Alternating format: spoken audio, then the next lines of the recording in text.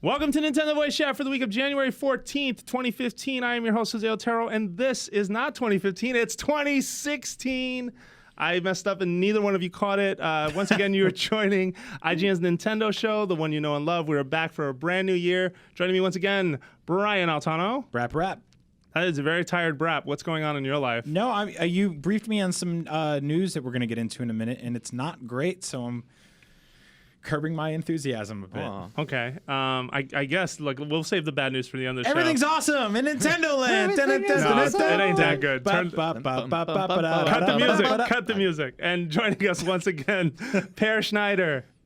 I don't even own underpants. Is that true? Why are you saying that on the show? Okay, that's fine. If you didn't catch us last week, we did our Missing No. What are you talking about? There's no such thing as Missing No. There was no. We talked about making. I don't know what a Missing No is. A secret episode that we did? What are you talking about? It's not. It's a secret. It's available in our archives if you know where to look. So, IGN's Best of 2015 awards happened. Splatoon won Best Shooter and Best Competitive Multiplayer. Wii U Game of the Year as voted by. So, first of all, I guess before I keep going, these are voted by IGN staff by a select group of people. The Wii U Game of the Year for Nintendo was Super Mario Maker. The 3DS Game of the Year was Zelda Triforce Heroes, which kind of surprised me a little. And I just wanted to talk a little bit about these awards and also make my case because I was disappointed by our choice for Wii U Game of the Year. Okay. My vote was that Splatoon should have been IGN's Best Wii U Game of the Year. Sure. And I felt that way for a lot of reasons, as not just as a new IP for Nintendo, which granted that's the easiest thing to point to, right? Oh, look at this new thing that Nintendo finally made, and it's good and it's paint, but just also that it was a game that had sort of a slow climb. Like when it came out, obviously there was the initial disappointment by how much content it launched with, but then they just kept adding to it. And they just kept adding to it. Yep. And you got into monthly Splatfest events, which aren't great, but are getting, I feel like they eventually did kind of rope at least the people in the office who play into that and kind of talking about it. I think also the Transformers Splatfest was really smart, but that doesn't have to do with the nomination. I think mechanically is a strong game. I think single player wise, it's a little weak on content, but it makes up for it with a really strong multiplayer package, a game that felt like it constantly gave you reasons to come back. And that's not to disparage our choice with Mario Maker. I feel like Mario Maker was an excellent choice.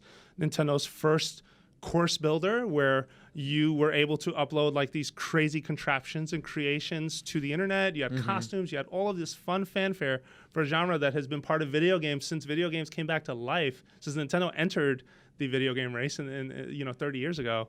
But I thought Splatoon had better and more interesting ideas. Pretty passionate speech there, Jose. Thank you. Well, I feel practiced. like, honestly, there was no wrong choice here. I love Splatoon. I thought it was already a good game at launch.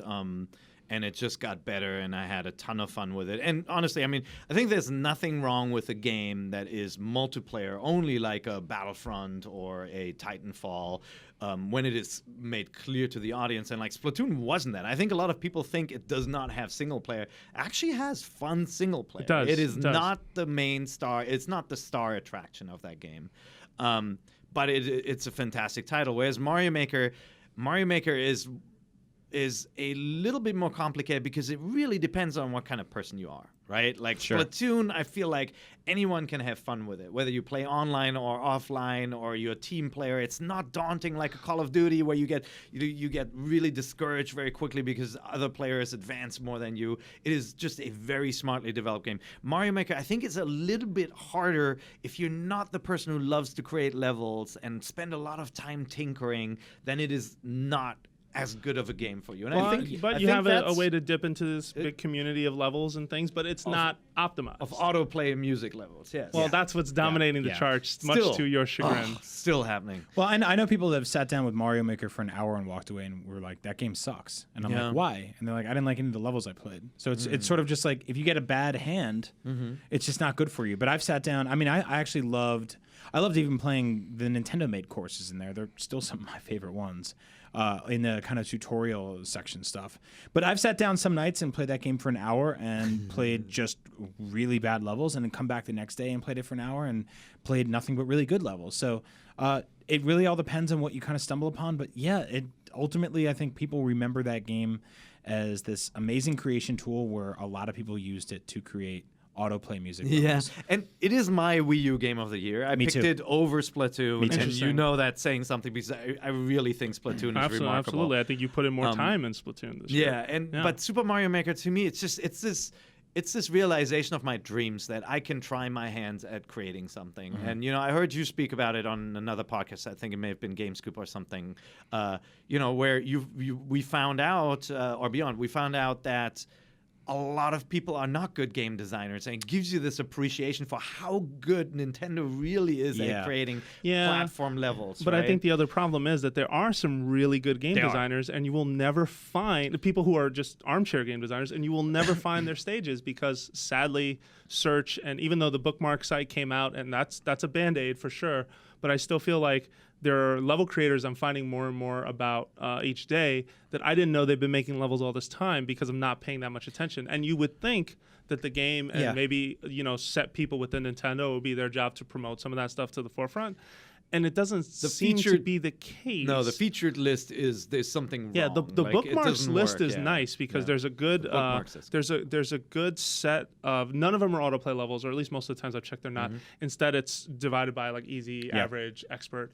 But like guys like, for example, Awesome Games Done Quick was like last week, and they had this amazing Mario Maker race, which you can watch it on the site. We actually had a feature on the site about some of the best speedruns that came out of it. And it was this awesome gauntlet of levels that these players had not seen before, and creators like Panga is one of the level designers. Another guy named Carl Sagan made some levels. There's a few others. Carl Sagan made levels in that game. That's crazy. He made billions and billions of levels. But the bigger point is that these guys make amazing levels that won't hold your hand, and that some of them could be a little too hard, but good luck finding them through at least what the in-game has. But you can, but it's more word of mouth. The in-game stuff and the bookmark site, the in-game stuff is not cutting the mustard to me. But see, that's okay. It is okay by me. I think it's a disappointment that the tools aren't better to let you discover the truly good stuff. Like it is obviously based on popularity and stars, and they created a system that lets you discover it. They didn't anticipate that there would be a very, very young audience of kids who would love to hear the Pokemon theme 1,000 times and keep replaying those levels, right? Like, it happens on YouTube too. Some of the biggest videos on YouTube are arguably not the best videos ever made, and you will find those more easily than the better pieces of content. That said, especially because the way YouTube recommends things to you is by like something you watch, and they're like, oh, you should check this out, and then they constantly throw it at you. At every other video you're on, it's a recommended piece of content. But that doesn't change the fact that inherently Mario Maker is a fantastic level creation tool. It is just so well done because it's fun. They made it fun. Something that shouldn't be, that should be very daunting. They made actually really easy to get into. They teach you how to do it. They had freaking cat paws in it. I think, how can you not love something like that? It's weird because when I look back on Mario Maker, I obviously absolutely adore it. It actually exceeded my expectations in many, many ways. Yeah, same here. And I think obviously it falls into a lot of the same sort of pitfalls as you guys are bringing up, which are the level design really depends on who's in charge of it, and finding stuff is kind of difficult at times. It's weird how much Mario Maker made me realize how important the progression of a Mario game is, and I think when you strip it down to just levels, the experience kind of feels hollow. Like I actually do I do like playing a set of 8 levels and then fighting a boss and then crossing a bridge and playing another set of 8 levels, even though that is always tethered together by the most loose, basic, nonsensical of stories of like, there's a cake. Oh, the party went bad. Everybody's got to go save the girl. Those bookends are stupid. But to me, the magic is what happens in between, and being able to beat a level, even back to Super Mario World or Mario 3. Even the original Super Mario Brothers, of being like, I'm in a new set. I'm in 1-1. I'm in 2-1. I'm in 3-1. There's something really cool and important about that, and I hope that if Nintendo revisits this series, they let people do that. I thought we'd get inklings of that when we first saw that sort of tutorial stuff Nintendo built out, which was you saw 8 levels in a row in a line, and I'm like, maybe they're going to let players build a world where you can actually set progression. It can be like, I'm going to put 8 levels in a world and have a boss fight at the end. And there's shadows of that in this game. Yeah, and that would be cool to share as I don't mean to interrupt, but that would be something that's cool to share as one big chunk. Like here is Brian Altano's like 8 world Mario, or 8 level Super Mario world. You know what I mean? And that's something that instead they preferred going for the individual stages as they were. You make a very good point actually. Yeah. It means that your pacing while playing a bunch of levels in a row is kind of all over the place because you go from like an endless runner level to like a fire level to a ghost house. Yeah. And that doesn't normally happen as much in the game. Obviously, there's a ton of level variety in traditional, actually Nintendo-made Mario games. But yeah, I mean, that's not me. I'm not mad at this game for not being able to do that. It's just something I want to see more of as it keeps going. Absolutely. But to me, Because I think that's it's a great start. I mean, exactly. This is the first game ever like this. Yeah. From Nintendo. Obviously, they've done creative tools like that before, right? Like even on the F-Zero construction kit. F-Zero, they've done stuff on the 64DD, right? That never came out here. Versus but Excitebike. also, you know, like you've had like Mario Music applications, all that kind of stuff throughout the history of Nintendo, right? If you remember that, and Totally. construction kits. And so for this one, the first in this kind of franchise to have this many features and be this fun. I thought it was just awesome. Yeah. Sure. I still like it a lot. You need better discovery tools built in, but that's also where the internet comes in. Yep. Just like Minecraft, like half of the story was outside the game. It seems to be the same with Mario. Well, Maker. admittedly, it was a close race, and I think that that was obviously a personal choice. I feel like they were both first new entries in brand new sets of ideas. You can say that Mario was a 2D platformer, which has been done before, but it wasn't done like this, and they really did come up with an elegant solution to make making levels fun, just as much as Splatoon turned claiming territory by spraying paint on the ground into something that felt really cool. Yeah. They were both very, very good. Personally, I would have gone with Splatoon. I feel like there's a bunch of people in the community who agree, but the case has been made. I'm not the one who makes the decision, so if you're sending tweets at me about it, not my problem. Like, Well, this you is made not- you made yeah. a small part of the decision. I voted for Splatoon. Yeah. Well, the way, I mean, in interest of honesty, and I think we talked about this on other shows, but the way we did our voting was a sort of tiered point system where you picked 3 games for each category and they got more points as they went down. So all those points were tallied up. So if you said Splatoon, Mario, and then Xenoblade, it was basically 5 points, 3 points, 1 point type of thing. So In order to sabotage Mario, what you're saying is I shouldn't have voted for it. Because that's what this system sort of sets up. effectively, Yeah, but you're not a baby. I'm not. You're not a little I'm kid. not a child. You already skipped Affordable Space Adventures. That should have been on there. I really like that game. That was a great really game. good game. Yeah. There was a few others. So our best 3DS game was excuse me one second, was Triforce Zelda Heroes. Triforce Heroes. Sorry, I'm not stumbling on that, but that I had to write the time down. But for myself, I thought that the best 3DS game was Box Boy.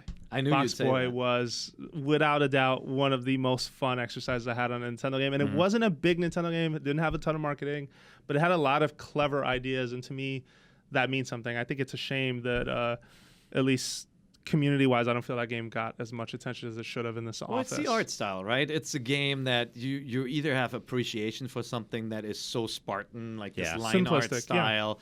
I mean, there's no color in that game, right? Right? It's There's shades very, of gray, but yeah, it's very there's shades monotone. of gray. Hey, I'm answering your question. That's a gray's a color. There's no. It's just not. It's not a colorful game.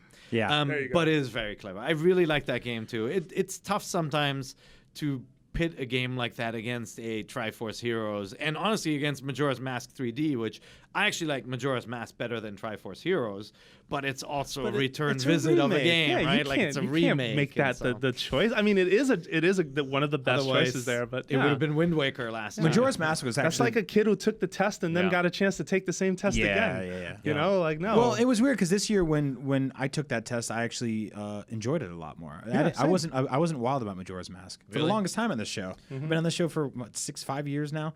I always talked about how Majora's Mask was one of my least favorite Zeldas. Oh yeah, that was you. And I revisited it on 3DS last year and actually really enjoyed a lot of it. I thought it still had a bunch of Did problems. you? but- Yeah, I know a couple of my friends really loved Ocarina of Time. Didn't like Majora's Mask because they felt like they had gotten a glimpse at Link growing up. You know, let's not forget that. Oh, I didn't care about He that. was a tiny little guy in Link to the Past, and in Ocarina Yeah. of Time, he turns from kid to adult, and he's kind of, comparatively badass.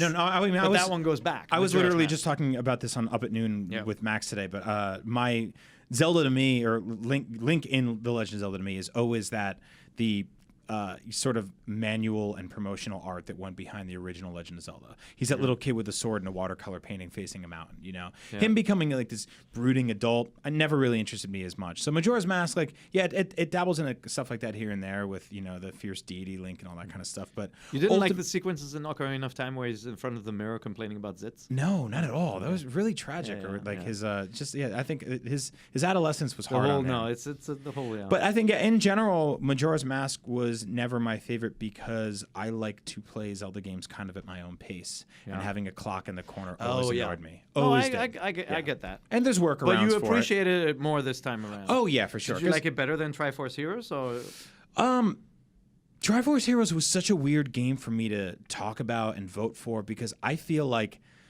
the highs in that game were like some of the most fun I've had playing a Nintendo game in a very long time. Like probably since Mario Kart 8. Like playing or 3D World. We had some hilarious. Oh man. Yeah, 3D World. Totally. Like playing local co-op with you guys in this office was so much fun. Like seriously, one of my favorite gaming moments of 2015 was playing Triforce Heroes with you guys. Really? Now going home the next day, even with Jose, going home the next day and he's a master troll. Oh. Going home the next day and playing with you guys without any without voice chat or anything, playing online was miserable. I was furious. Like my wife came into the living room and was like, "What's wrong?" Well, wait, was I trolling that time? I think we just couldn't solve a puzzle because we couldn't talk. Oh, was that the big disagreement at the Go here, block? go here. No, try this. Pom pom. But you can't talk like that. We had Jose in the team. That was the problem. Yeah. All right, so like he just wouldn't. Oh, he just goes to his corner. So hang on a minute. For contect for folks, because I need to need to set this. No, I wasn't listening to musicals. He's like, I was instead. Oh God. Is that the song? Yeah, it's just like Mighty Mouse. It's really bad. That's not it at all. You take that back. No, so we decided to subject ourselves to this game as a social experiment. We set the rules as no communication whatsoever, not even a text message. We're going to each play at home as Joe Casual would and try to solve puzzles. But you were running a different social experiment. I was not. You were. I was wait a minute. No, that's not true. You were. I was trying to see how much I could get away with. And you guys prove that you can drive someone pretty bad. You backed out of the game without letting anyone know. And you were like, "Oh, sorry, I got a phone call." No, I actually wanted to see what happened. And then you came into work and you were like, "That phone call never actually happened." We were like, "What the hell is wrong with you?" It was a good time. Yeah. All right. And you didn't subject ourselves to it. And that's the way the game is played for most people. My research is well documented. I will share it with the internet if I must. But you guys were terrible partners. That being said, with other people. No, hold on. But you did not subject Hamilton. You did not subject us to any conditions. We played the game the way most people will play that game, which is online without any local co-op, without any communication. And that's where that game fails. By the way, you guys did not play well at all. We were working together. Are you kidding me? Yeah. You guys were not working together. Revisionist history here. Brian was jumping sides depending on who he was like sort of aligning himself with. I still remember sometimes he'd follow me around and do something. Sometimes he'd follow you around and do something. Really, like you need to choose now. What side are you on this? Pear. Oh, I want to throw you in a pit forever. That's because Pear doesn't fake a phone call and shut the game down. Yeah, I guess I did. Get out of here. It's true. All right, let's move on then. We spent enough time on that. You can find IGN's Best of 2015 awards on the site. Make sure that you check that out. Witcher 3 won overall, which is probably worth mentioning if you're a Zelda fan. Fun game. Yeah, fun game. Next item on the list is I guess we're part of 2016 is going to be us sort of on NX alert. Yep. And one thing that I do want to bring up with this group is that if Nintendo is serious about NX being a 2016 product, that conversation has to start happening next month. Yeah.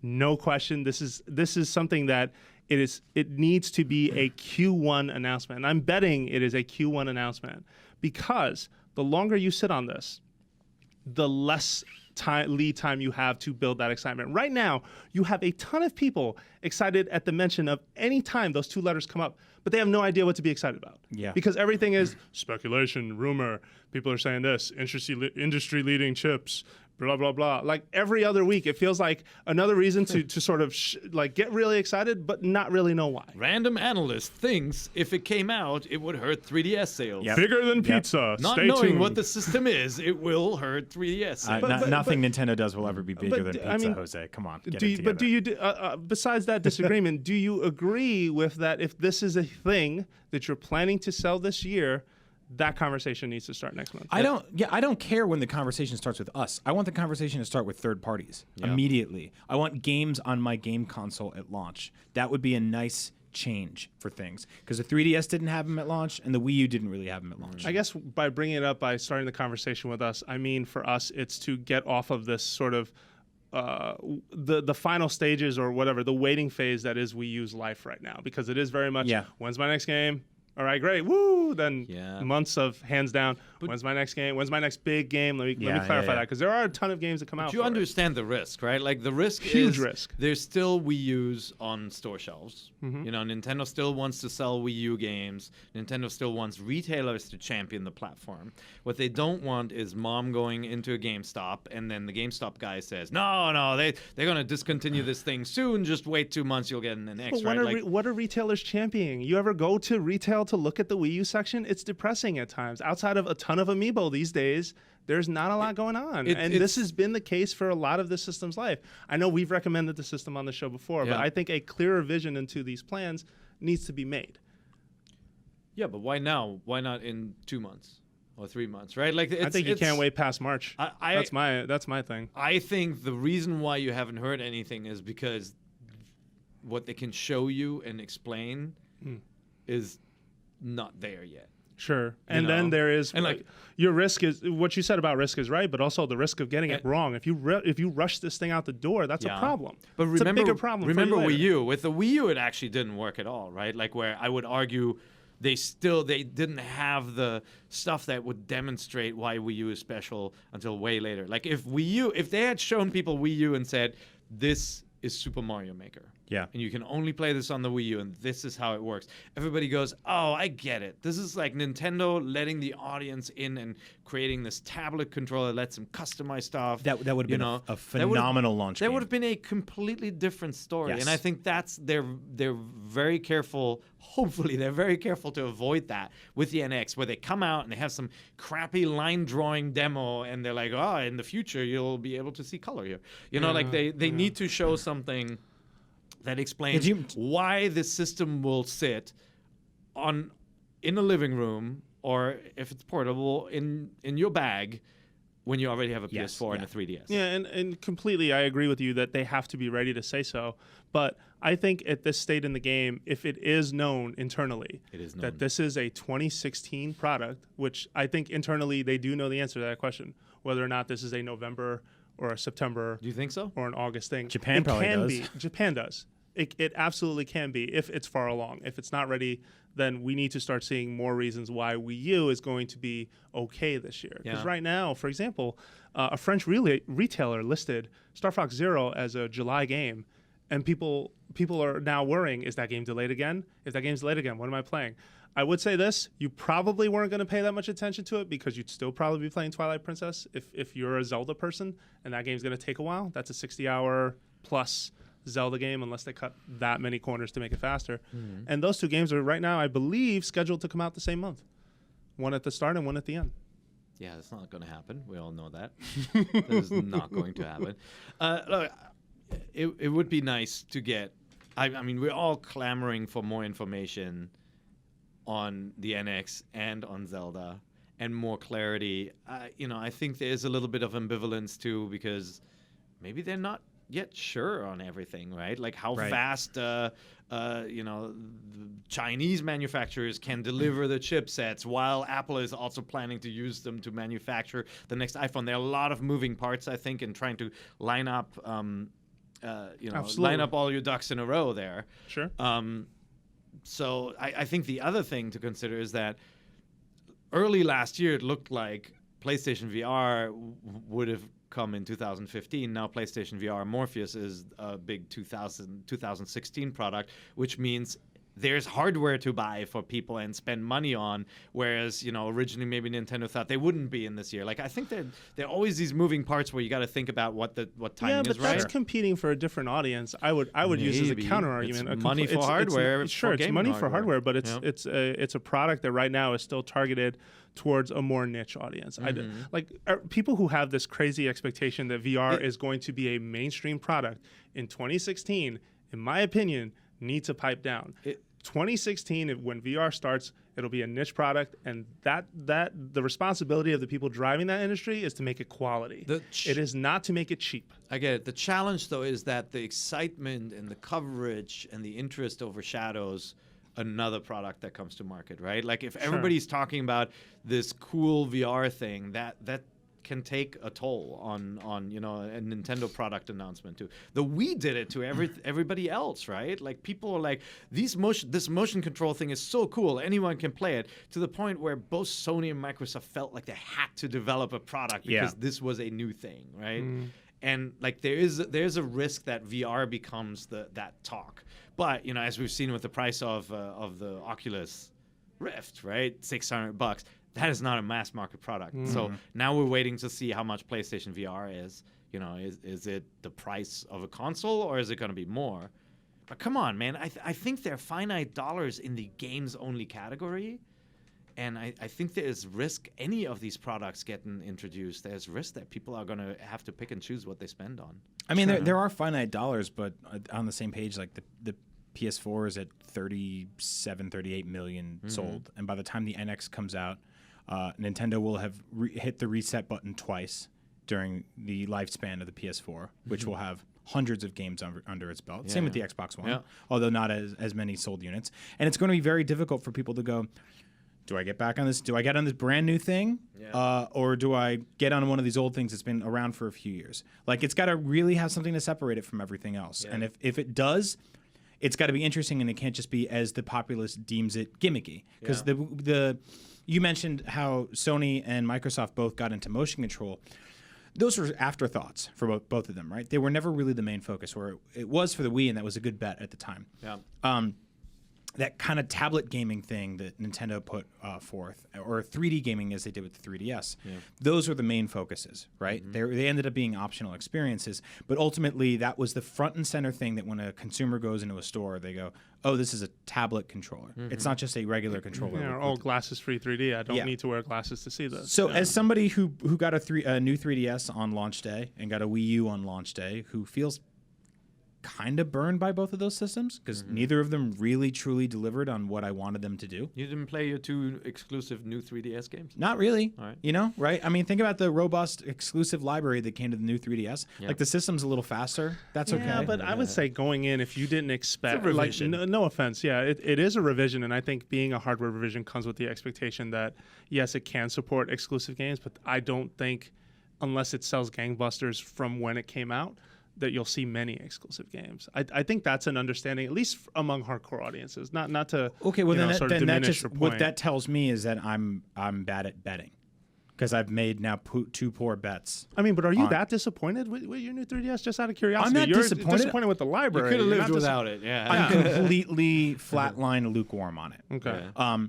Now I'm a consumer in the know. I'm on a popular Nintendo weekly podcast. When I walk into a store, I know what I'm looking for. Of course. If I was a father or mother of 2 and I just casually check the industry, buying a DS console or system in the DS family line would be one of the most alienating and confusing. Or the 3DS family. Sorry. The 3DS or the 2D, the new 2DS. Well, they're part of the 2DS is part of the 3DS family. That's what I'm doing for you. I'm setting up the none joke. of them come with a charging cable. Unless you have the old one. But do you have the old one? Oh, my son has the DS. Which DS? Oh, it doesn't work. Do you want to protect your purchase for $30 more? Yeah. If it scratches, we'll give you a new one.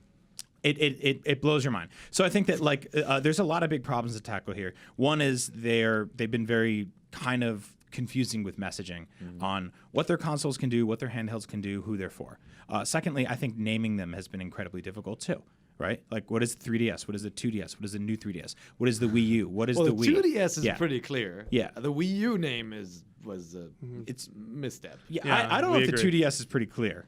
It's a 2D version of 3DS. It plays all your 3DS versions. But it's not a DS. but it's not a DS, and it doesn't play new 3DS exclusive All right, games. but we beat this naming topic to death. I feel. But I'm putting let's out some of the hurdles here. Sure. No, and I think those are all fair. But I do think that at this point, I feel like going into 2016. I mean, I am expecting a Nintendo Direct this month in January because they have Twilight Princess to start marketing. Yep. They have Star Fox to start marketing, and whatever like indie or 3DS. 3DS has a huge first quarter filled with RPGs. Box Boy 2 I'm is sure going to come Box to the US. Boy, One More Box is absolutely getting announced. Is this this month. called One More Box? That's the Japanese name. One I More love that Box. title. yeah. It's really clever. I put some time in with the Japanese one, but we're not really going to spend a lot of time on impressions.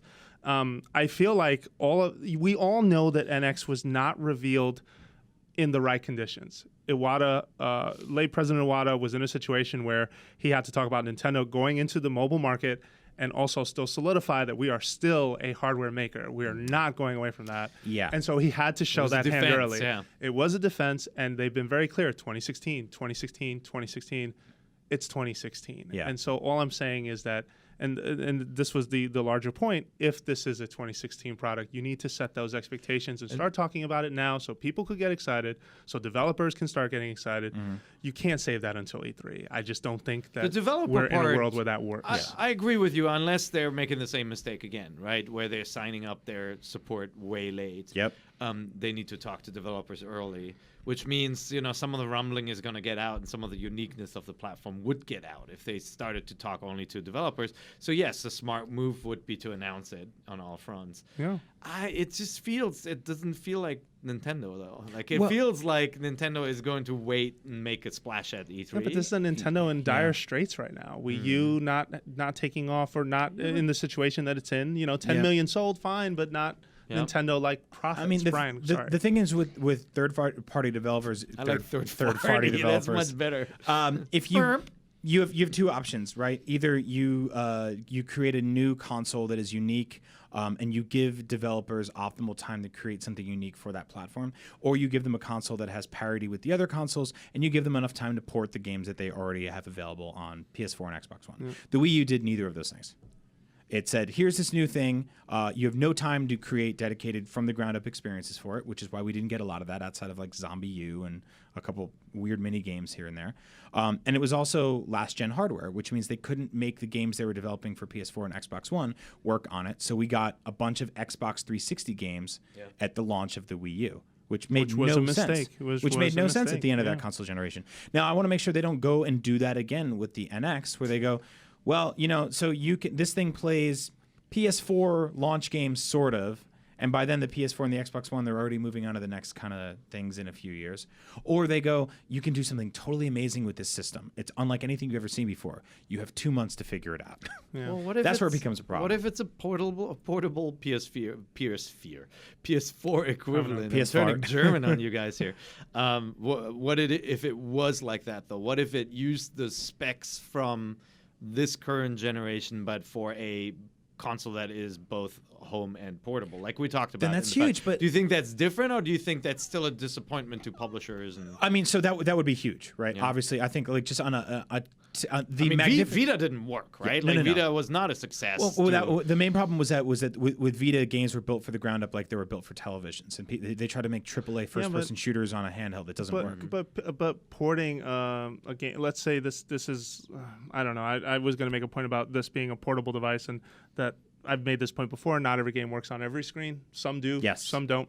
That's but a I good way think to put it. PSP is an example of when that thing came out, there were a lot of ports promised that were going to be PS2-like experiences, and it all backfired because it couldn't handle it, or the fidelity of control wasn't that great, or there are limitations with storage, which still exist today, although flash memory helps. But I guess the larger point I'm trying to make with all of this is, if it's not 2016, let's hear that early. Let's set that expectation. Yeah. If it is 2016, come out swinging, start talking, figure out your message, and start getting people excited because they want to be excited. So what's their universe look like if they do delay the system to 2017? Like what does that put the Wii U Let's do both and the scenarios. 3DS? If they announce before the next investors meeting, Kimishima looks really good going into that meeting. Yep. And when the investor questions come, it's not going to be a ton of what the heck is going on with NX.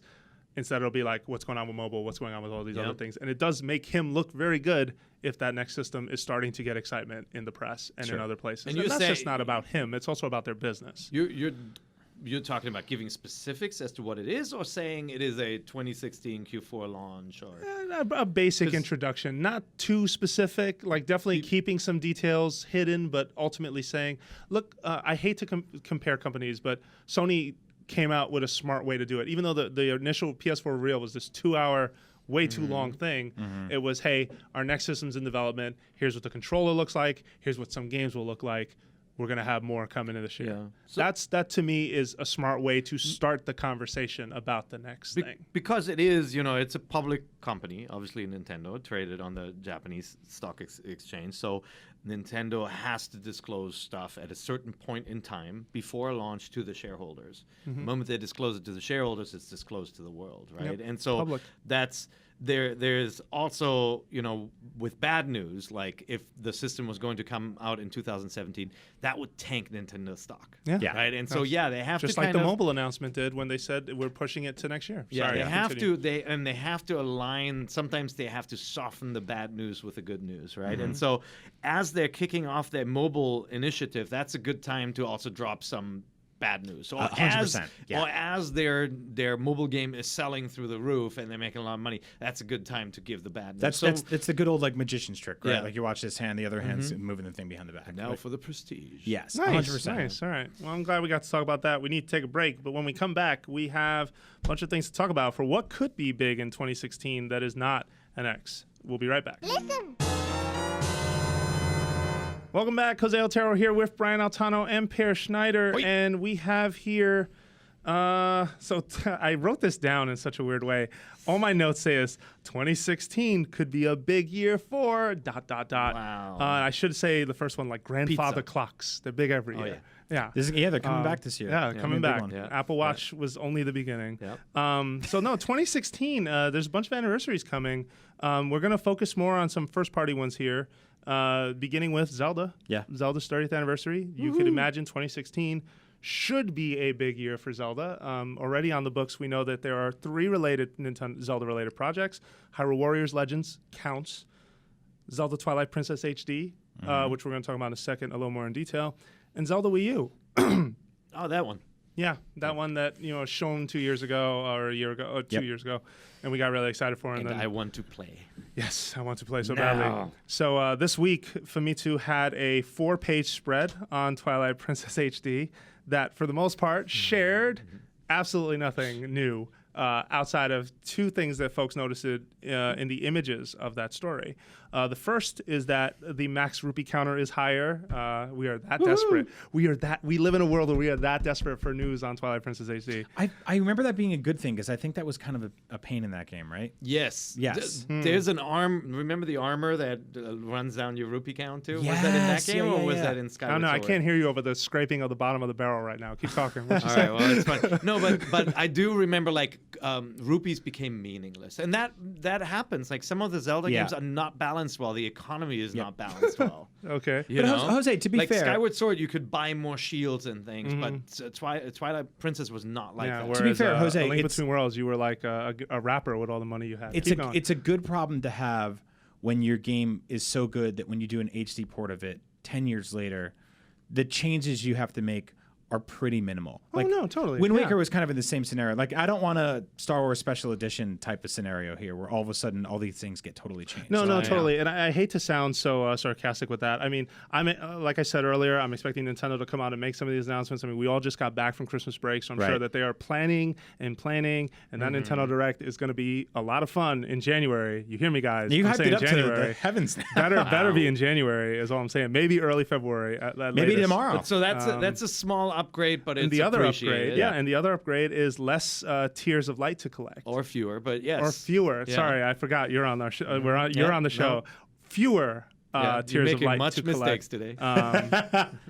And this was based on Famitsu's 4-page spread. Yep. lastly, a few more details. Which, by the way, came is out not today. something they said. Like, No, it was, this is just in a picture. It was just in screenshots. People started counting. I read Famitsu when I was in Japan, and it was always very apparent that like these publishers would just drop off 30 screenshots, and then Famitsu would go like, look at this, a cat eating a monkey. We wonder what's going on here. That was always the captions. Well, it was very Nintendo Power in the 80s and 90s too, right? Yep. Where they would just get like a map of Mega Man and they would just draw the bosses on the side and they'd be like, looks like that wily cat is back again. You're like, what? That is really pretty much how the Famitsu story read. It was like, hey, look at these characters, and this is what it looked like on Wii, and now this is what it looks like today. The tiers go up to 11 now and not 15, right? It depends on the location. Okay. There's been 2 different counts I've seen based on. Again, this is how desperate we are, Nintendo, but it's for like, information. you know, on when this you game. go, when you play, when you do the rewind theater on the pictures, and obviously lots of fans online have done that. Yeah. You realize, okay, Link is left-handed again in these pictures, so it's based on the GameCube code. It doesn't tell you whether it has the Wii code in it, Which where we're you can dying to flip it know. and do motion controls. Probably not. Yeah, 'cause right? You think it's that's not gonna going to mess be in me it, up. I right? don't think it's in it because it's an optional experience where most Wii U's don't have that controller. Yeah. And who still has a Wii remote around? Like, But for that's the most so part? it's so weird because most people play that game on Wii. Yeah. Agree. So, Yeah. So they're anyone gonna who goes play to the revisit mirror- is going to play the mirrored The version. mirror version, yeah. Yep. Yeah. So strange. Classic Nintendo. So then We'll see. Amazon France, excuse me, had a listing for Zelda Twilight Princess HD, which revealed the following info. First of all, hero mode, no duh. Like, why would it not have hero mode? Which is what? That's a thing since Skyward Sword that, well, they've started it now that when you start the game, but just that you take damage. Harder. Yes. Yeah, it's a more difficult version, and you don't get hearts from cutting anything You know what? down. I you feel- have to use potions. Yeah. I feel vindicated, by the way. Like, I said this when I first played Wind Waker, and I was sitting with Nintendo folks in their booth at E3, and I said, why don't you have adjustable difficulty? Because falling into lava and losing a quarter of a heart is stupid. Like, Yeah. I want to be scared of falling into the lava. And they're like, oh, we don't want to do that. We don't want to, like, segment it, and somebody has Was a bad Aonuma in the room? experience. And, like, I was like, forget who was in there. But they were really, really opposed to the concept of Okay. adjustable difficulty. So it's good to see it now, though. So Yeah, more I love from that. from Sacre Bleu from from France. Wii U gamepad will be used to manage the player's inventory in real time. Again, not a huge surprise. This is where we start getting interesting. Link, Toon Link, Zelda, and Sheik. It's missing Ganondorf in this list. When activated, will replenish hearts or arrows. What does that They've mean? said that other Zelda-related amiibo will amiibo. somehow work in the game. Well, if they Ganondorf should not replenish anything. You take damage. You when should take him scan away. it. I love that. That actually, I like that idea. We should get in touch with them. Right?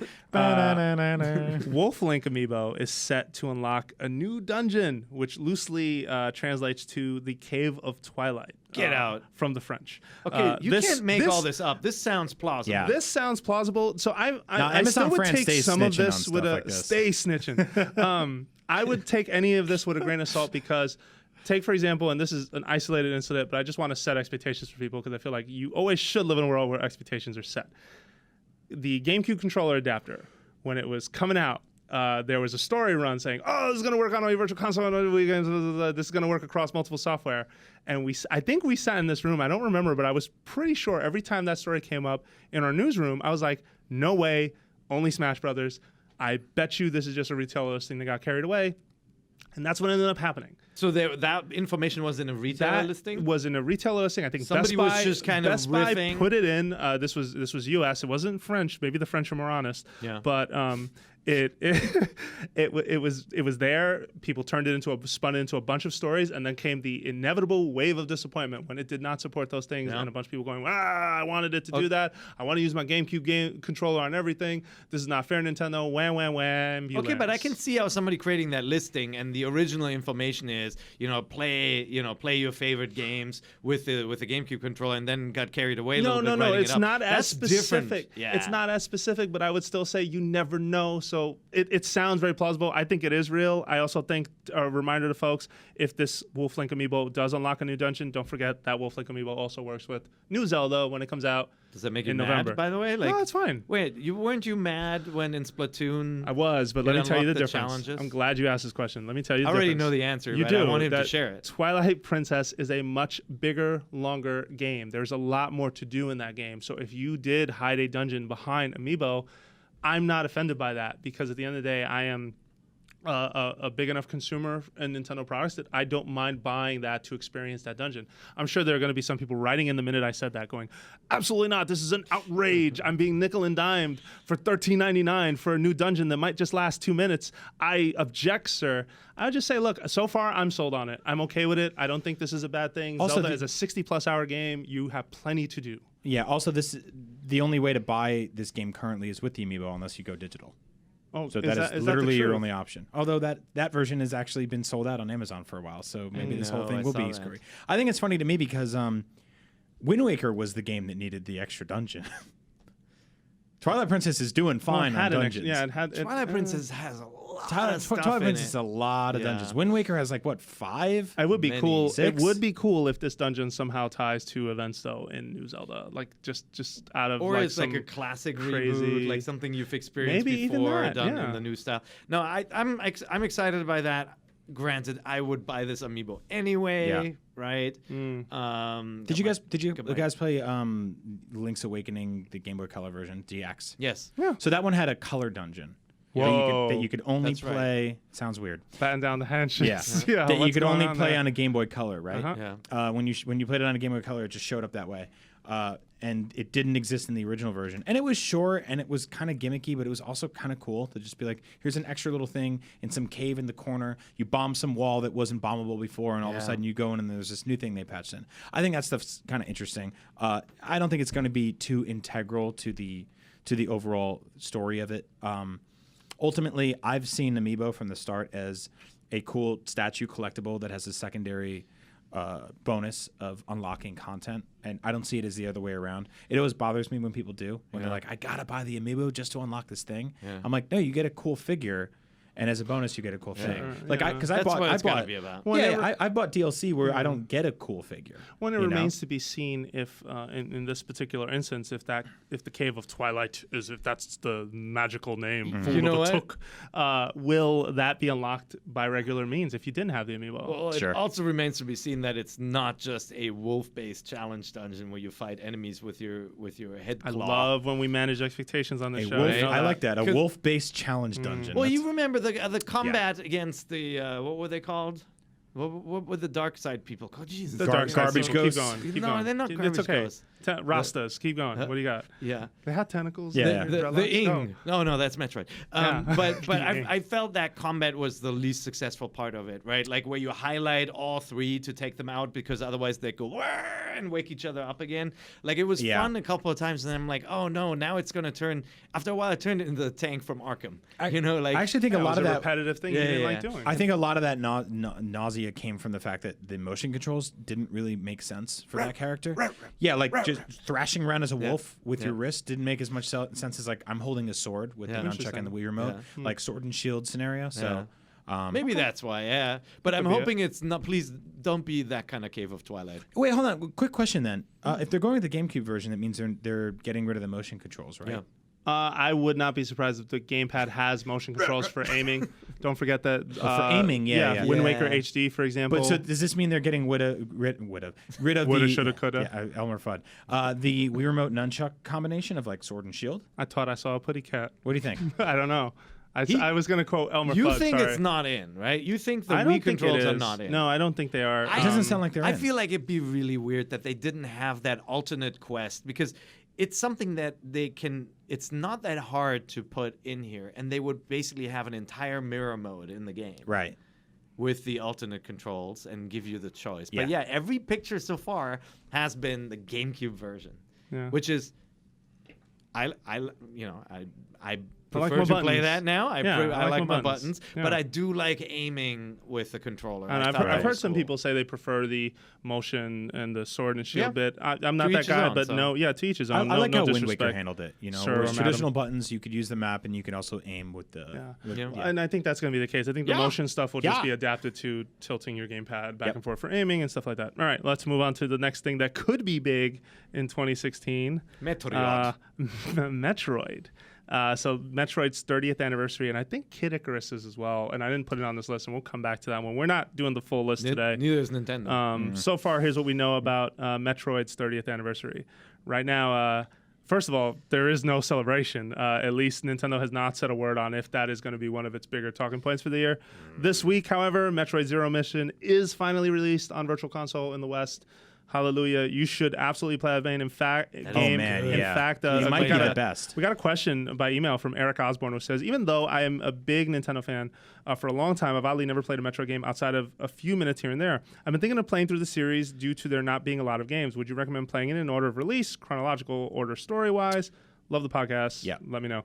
Eric, we did a Metroid episode, but we can still revisit this answer for you right now. The answer is, I think you should start with Zero Mission. For sure. It's a remake of the first game. Yeah. The NES game does not hold up very well. The remake does hold up incredibly well. I just played it about a year or two ago. I'm going to play it again. Oh, it's so good. It's so amazing. It's weird because I feel like it's been more accessible to play Fusion for the last few years. Like that's just popped up more here and there. I know it was part of their sort of apology, ambassador package, the apology package.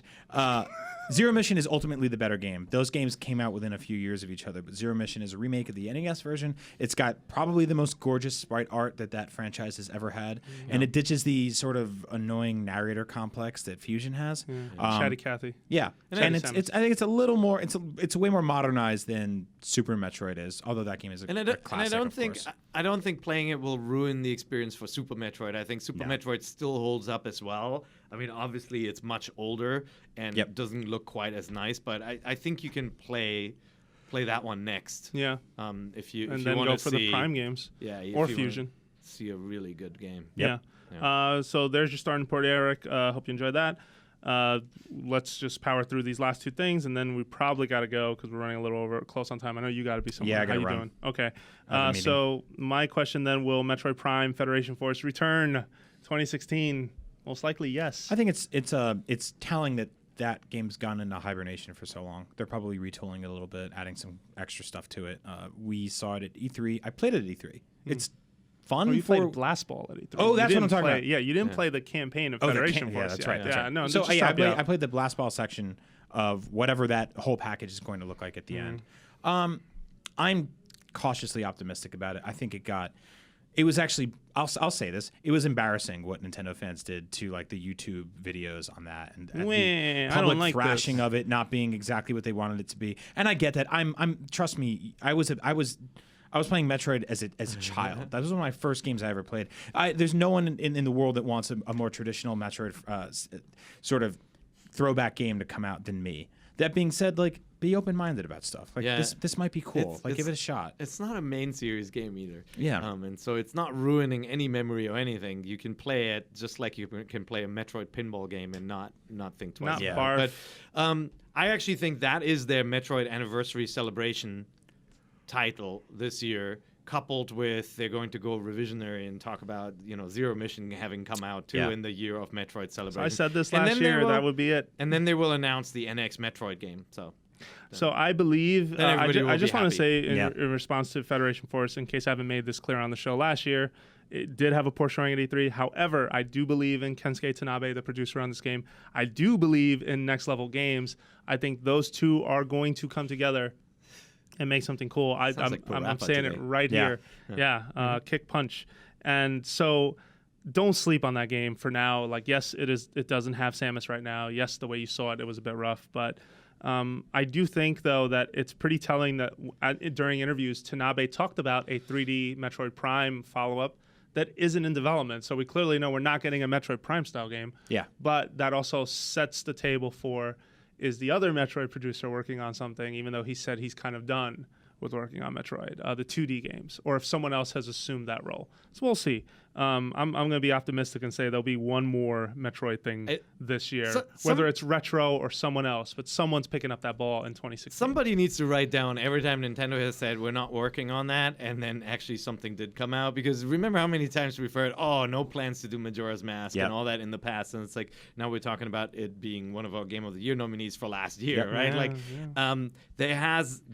People change their minds and things get started after somebody says we're not planning to work on this. So, and sometimes they just don't tell you. So the last big thing, and we'll go through this one quickly. We'll probably revisit this one next episode. Pokemon's 20th anniversary is this year. Right now, Japan is getting 4 Pokemon-themed 2DS bundles. US and Europe are getting special, well, in US's case, new 3DS bundle. In Europe, they're getting small 2 one, DS right? bundles. Yes, the smaller model, cool faceplates. Look that up if you haven't seen it. Japan is also getting a re-release of the original trading card game. There's a trading card expansion coming out. There's a Super Bowl commercial. Tackle Pikachu at the Super Bowl this year. I don't know what it is. Yeah, That's crazy. To me. Pokemon Tournament is part of the celebration. One thing I don't think we're going to see is a new entry in Pokemon this year. I think instead they'll stack the table and kind of celebrate the nostalgia versus tell you the next big thing. But at the same time, I don't think Pokemon crosses over to NX right away.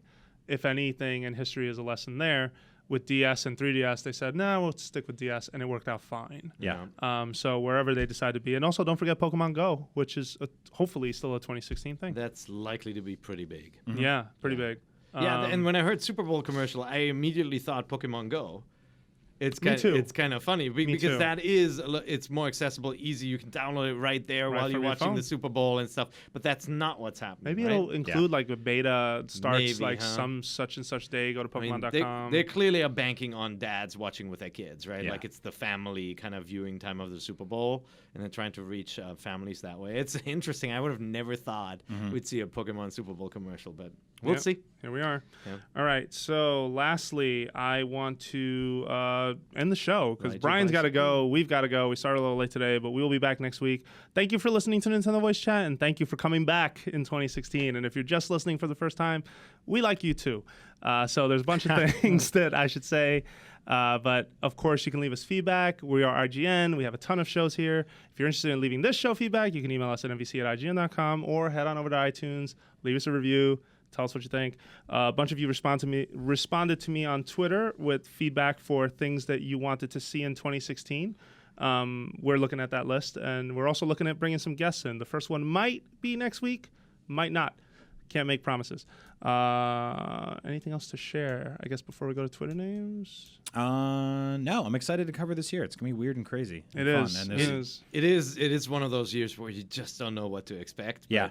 we do know there needs to be news on NX, so that alone makes it exciting. Yeah. Anytime we get new hardware is awesome. And you know, on the PlayStation side, VR coming out is really exciting. There are a bunch of really exciting stories this year. Totally. Yep. All right. So lastly, you can find us on Twitter. You can find Per Schneider at. Pair IGN. You can find Brian Altano at. Agent Bizzle. And you can find myself at Jose_Otero on Twitter. Thank you very much for listening. And we'll be back next week with more Nintendo Voice Chat. Hamilton. Hamilton. He does things that a Hamilton can.